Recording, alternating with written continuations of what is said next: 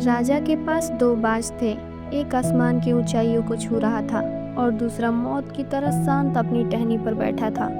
सबने हार मान ली थी। फिर एक किसान ने आकर सिर्फ एक बार किया और बाज बादलों के पार पहुंच गया। जानिए उस किसान ने ऐसा क्या किया। नमस्कार दोस्तों, आप देख रहे हैं कंचन कहानी। राजा के पास दो बहुत ही खूबसूरत और शक्तिशाली बाज थे। राजा उन्हें बहुत प्यार करता था।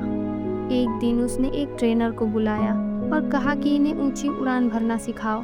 कुछ महीनों बाद राजा ने देखा कि एक बाज तो आसमान की ऊंचाइयों को छू रहा है, लेकिन दूसरा बाज उसी पेड़ की एक टहनी पर बैठा रहता है जहां उसे पहली बार रखा गया था। वह हिलने का नाम ही नहीं ले रहा था। राजा ने कई बड़े बड़े ट्रेनर्स को बुलाए, लेकिन कोई भी उस बाज को उड़ा नहीं पाया।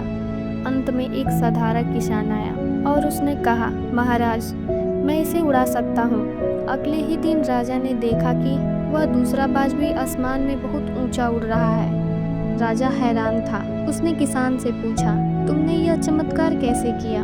किसान ने मुस्कुराते हुए कहा, महाराज, मैंने बस उस टहनी को काट दिया जिस पर बैठने की उसे आदत हो गई थी।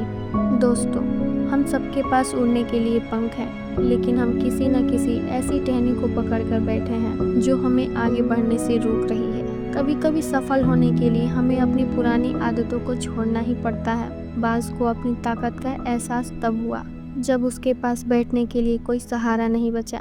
आप सबको ये कहानी कैसी लगी कमेंट में ज़रूर बताएं। चैनल को लाइक और सब्सक्राइब करें। मिलते हैं अगली कहानी में। तब तक के लिए जय हिंद।